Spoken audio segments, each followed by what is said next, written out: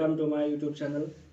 आज हम पढ़ने वाले हैं दो चर रैखिक समीकरण के एक्सरसाइज 3.2। इससे पहले हम जो 3.1 और 3, 4, 5 हम पढ़ चुके हैं। इसमें आपकी एक ही एक्सरसाइज बची है, वो है 3.6।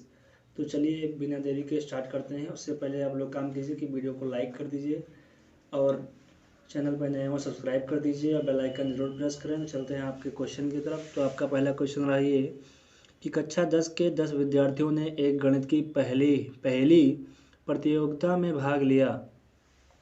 ठीक, यदि लड़कियों की संख्या लड़कों की संख्या से 4 अधिक है, यानी कि जितनी के लड़के हैं उससे 4 अधिक लड़कियां हैं, तो लड़के और लड़कियों की संख्या बताइए। ठीक, तो चलिए हम कुछ मान लेते हैं पहले। जैसे मान लिया कि मैंने माना लड़कों की संख्या को मान लेते हैं x। टोटल 10 विद्यार्थी है ना, तो लड़कों की संख्या को मान लिया x। अब बची जो लड़कियां बची, लड़कियों की संख्या कितनी बची? 10 में से x जो आपके लड़के हो गए तो बचे कितने लड़कियां? 10 माइनस x बची। ओके, अब चूंकि उसने प्रश्नानुसार बोला है कि लड़कियों की संख्या जो है वो लड़कों की संख्या से 4 अधिक है, तो लड़कों की संख्या से 4 अधिक है ना, तो लड़कों की संख्या से 4 अधिक कर देते हैं। ओके, ये हो गया आपका इसके बराबर। ठीक, अब इसको सॉल्व कर लीजिए आप। तो सॉल्व करेंगे तो इधर आके 2x हो जाएगा और इधर ये घट जाएगा यानी 6, तो x बराबर आपका आ गया 3। यानी कि 3 तो आपके लड़के हैं, तो लड़कियां कितनी बची? तो लड़कियां हो गई, लड़कियां आपकी कितनी थी? 10 माइनस x थी, तो 10 x की वैल्यू 3, यानी कि लड़कियां आपकी 7 हैं। यानी इनसे देखिए कितने ज़्यादा है? 4 ज़्यादा है। ओके, लड़कियों की वैल्यू 7 है, लड़कों की वैल्यू 3 है। ठीक, चलते हैं दूसरे सवाल की तरफ। दूसरा सवाल है आपका कि अनुपातों A1/A2, B1/B2, C1/C2 की तुलना कर ज्ञात कीजिए कि निम्न समीकरण रेखाएं एक बिंदु पर प्रतिच्छेद करती हैं, समांतर हैं अथवा समपाती हैं। ओके, तो प्रतिच्छेद के लिए आपका सूत्र ये होता है, इसको आप देख लीजिए एक बार कि A1/A2 और is not equal to B1/B2, यानी कि प्रतिच्छेद आपका तभी माना जाएगा जब इन दोनों की वैल्यू आपस में बराबर ना हो। दूसरा है आपका कि संपाती कैसे जानेंगे? संपाती जानेंगे कि A1/A2 और B1/B2 और C1/C2 आपस में जब ये तीनों आपके बराबर हो जाएंगे तभी हम मानेंगे कि आपका समीकरण संपाती है। और समांतर के लिए आपका ये 2 बराबर होना चाहिए, तीसरा आपका बराबर नहीं होना चाहिए। ओके, तो आइए सवाल को लगा के हम देखते हैं कैसे क्या होगा। इसमें आपको तीनों देखना है, प्रतिच्छेद भी देखना है, संपाती भी देखना है और समांतर भी देखना है। तो चलिए इसमें पहले समीकरण में से A1 A2 और C1 की वैल्यू कैसे निकालेंगे। तो उसके लिए एक समीकरण होता है आपका कि A1x + B1y और प्लस में C1 = 0। ओके, तो यहाँ से इसकी तुलना कराएंगे तो यहाँ से A1 की वैल्यू क्या आ जाएगी? 5। B1 की वैल्यू क्या आ जाएगी? यहाँ से B1 की वैल्यू आ जाएगी -4 और C1 की वैल्यू आ जाएगी 8। ओके, और यहाँ से अगर हम ऐसे समीकरण दूसरा इसका समीकरण होगा तो यहाँ पे A2 कर देंगे, यहाँ पे B2, यहाँ पे C2। तो इसी प्रकार से A2 की वैल्यू क्या हो जाएगी? 7, B2 की वैल्यू क्या हो जाएगी? 6 और C2 की वैल्यू क्या हो जाएगी आपकी? -9। ओके, देखिए -9 हो गई। ठीक, अब हमें पता करना है पहले प्रतिच्छेद। तो लिखते हैं पहले क्या? प्रतिच्छेद। तो प्रतिच्छेद कैसे पता करेंगे? उसका नियम क्या था कि A1/A2 is not equal to B1/B2। तो A1 की वैल्यू क्या है? 5/A2 की value 7 is not equal B1 की वैल्यू -4 और B2 की वैल्यू 6। देखिए दोनों आपस में बराबर नहीं है। ठीक, यानी कि ये आपका जो है प्रतिच्छेद है। ठीक, अब आइए चेक करते हैं आपका कि संपाती है कि नहीं है। तो संपाती के लिए क्या होगा आपका? संपाती के लिए सूत्र आपका क्या था कि A1/A2 और B1/B2 C1/C2 बराबर होने चाहिए ना। तो A1/A2 यानी कि A1 की वैल्यू क्या है? 5, A2 की वैल्यू क्या है? 7 बराबर B1 की वैल्यू क्या है? -4, इसकी वैल्यू है 6, C1 की वैल्यू क्या है? 8 और C2 की वैल्यू क्या है -9। देखिए तीनों आपस में बराबर हैं, नहीं है, यानी तीनों आपस में बराबर नहीं है, यानी ये आपका संपाती भी नहीं है, यानी आपका ये प्रतिच्छेद बिंदु है, संपाती नहीं है। समांतर कैसे चेक करेंगे? तो समांतर के लिए आपका होगा नियम कि ये दोनों आपस में बराबर होने चाहिए, ये बराबर नहीं होने चाहिए। तो देखिए दोनों आपस में बराबर हैं, नहीं है, तो आपका समांतर भी नहीं है। यानी आपका सवाल ऐसे ही है कि आपको इसमें तीनों चेक करना है, यानी आपका सवाल ये क्या है, प्रतिच्छेद है। तो ऐसे आपको ये सवाल पूरे लगा के चेक कर लेना है। ओके, आपका तीसरा सवाल है, इसमें आपको संगत या असंगत बताना है। और कैसे बताना है? A1/A2 या B1/B2 या C1/C2 से तुलना करके बताना है कि आपका ये संगत है या असंगत है। तो इसके लिए दो विधि है, एक तो ये हो गई आपकी, और दूसरी विधि है ग्राफीय विधि। तो पहले इसको जानते हैं। इसके जानने के लिए आपको क्या करना पड़ेगा, सुनिएगा ध्यान से। यदि आपका ये समीकरण जो है आपका समांतर हो जाता है, समांतर के लिए रूल क्या था? समांतर क्या था? A1/A2 equal to B1/B2 is not equal to C1/C2। यदि आपका समीकरण ये रूल फॉलो करता है, यानी कि समांतर हो जाता है, तो आपका ये असंगत है। और अगर समांतर नहीं होता है तो ये आपका संगत है। तो आइए देखते हैं कैसे है।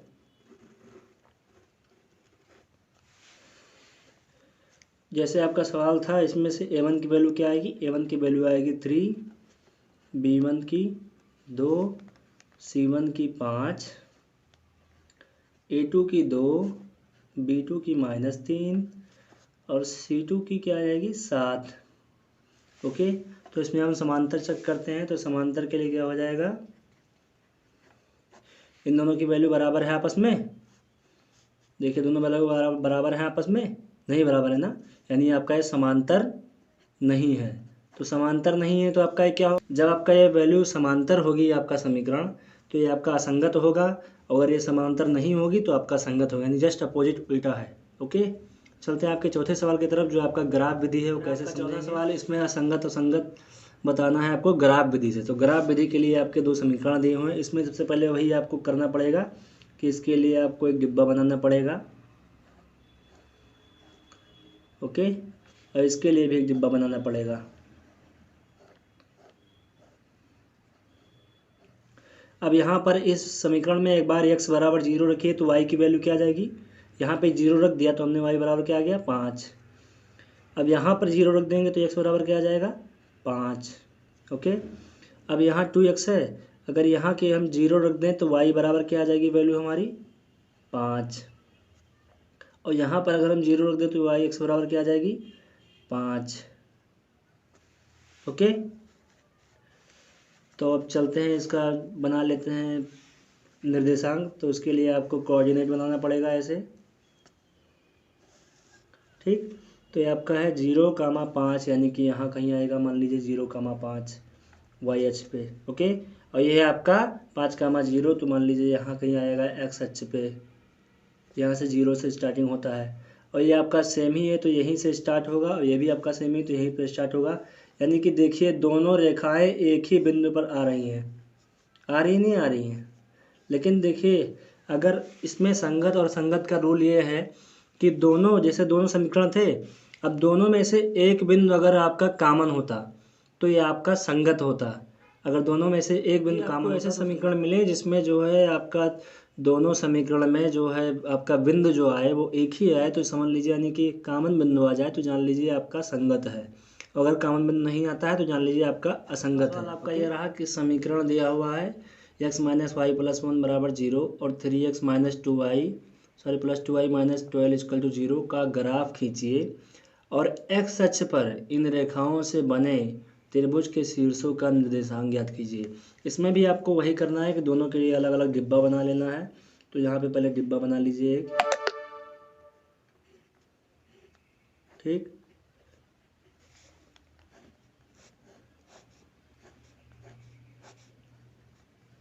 डिब्बा बना लिए दोनों के अलग अलग। अब यहाँ पे एक बार x बराबर 0 रखना है आपको। तो यहाँ पे x बराबर 0 रखेंगे तो y बराबर क्या आ जाएगा? ये उधर जाएगा -1, यानी कि आपका 1 आ जाएगा। और अगर y की वैल्यू 0 कर देते हैं तो x बराबर आपका -1 आएगा, ठीक। अब दूसरे समीकरण में अगर यहाँ 0 कर देते हैं तो ये उधर चला जाएगा, ये आपका, तो ये प्लस होके 12 यानी 2 छंग 12 कट जाएगा, यानी आपका 6 आ जाएगा। और अगर यहाँ 0 कर देते हैं तो ये आपका 3 चौक 12 यानी कि 4 आ जाएगा। ओके, तो अब चलिए इनके निर्देशांक निकालते हैं। तो सही रहे आपका कोऑर्डिनेट। अभी आपका बिंदु आया है कि 1 0,1, तो 0 से 1 की ओर चलेंगे। मान लीजिए यहाँ पे आएगा 0,1। ओके, और एक है -1,0। अब माइनस में है तो इधर जाएगा, यानी कि यहाँ कहीं आएगा -1,0। ठीक, दूसरा है आपका कि 0,6, 0,6, तो 0,6 मान लीजिए यहाँ पे आएगा। ठीक, और ये है आपका 4,0, तो 4,0 मान लीजिए यहाँ पे आएगा। तो ये आपका बनेगा कैसे, ऐसे बनेगा आपका त्रिभुज। ठीक, तो आपके निर्देशांक कौन कौन से हो गए, यहाँ पे लिख देते हैं 4,0। तो आपके निर्देशांक हो जाएंगे -1,0, 0,1 और 4,0। ठीक, तो आपको सवाल में इतना ही करना था। अब चलते हैं आपके आखिरी और छठवां सवाल। ये रहा आपका कि एक आयताकार बाग है जिसकी लंबाई चौड़ाई से 4 अधिक है का अर्ध परिमाप, यानी कि परिमाप क्या होता है, 2 गुणे लंबाई प्लस चौड़ाई, तो उसका आधा 36 है। तो बाग की बीमाएँ ज्ञात कीजिए। बीमाएँ यानी कि लंबाई और चौड़ाई ज्ञात कीजिए। तो एक आयताकार बाग है जिसकी लंबाई चौड़ाई से 4 अधिक है। तो मान लेते हैं उसकी लंबाई जो है, लंबाई कितनी है, x है, और चौड़ाई कितनी है, मान लेते हैं चौड़ाई है आपकी y, और कह रहा है लंबाई से 4 अधिक है ना, तो यानी कि तो देखिए इससे आपका ये 4 अधिक है। ओके, तो प्रश्नानुसार कह रहा है कि इसका जो अर्ध परिमाप हो 36 है ना, तो अर्ध परिमाप क्या होता है, यानी परिमाप आपका क्या होता है, 2 गुणे लंबाई प्लस चौड़ाई, ये इसका होता है पेरीमीटर आयत का, और इसका आधा कर देंगे तो ये 2 कट जाएगा ना, यानी लंबाई प्लस चौड़ाई, लंबाई क्या है x और चौड़ाई क्या है y, बराबर आपका दे रखा है 36। ठीक, ये हो गया समीकरण 1। दूसरा समीकरण आपका यहाँ से बनेगा कि दोनों बराबर में इक्वल हो जाएंगे, तो ये इधर जाएगा माइनस में हो जाएगा और ये इधर ही रहेगा। ठीक, अब यहाँ से आपका लंबाई जो चौड़ाई पूछा है ना, तो x लंबाई है, y चौड़ाई है, तो x y की वैल्यू आप फाइंड कर लीजिए। तो इन दोनों को जोड़ देंगे तो y आपका कैंसिल हो जाएगा, दोनों जुड़ के आएगा 2x, और ये 36 में से 4 जाएगा, बचेगा कितना 32। तो यहाँ से x की वैल्यू क्या आ जाएगी, x की वैल्यू आ जाएगी 16।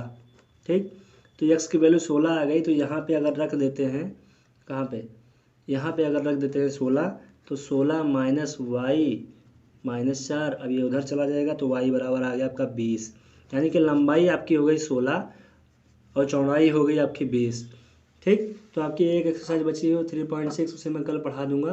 तो वीडियो अच्छी लगी तो वीडियो को लाइक कर दीजिएगा, चैनल को सब्सक्राइब कर दीजिएगा और ज़्यादा से ज़्यादा शेयर कर दीजिएगा।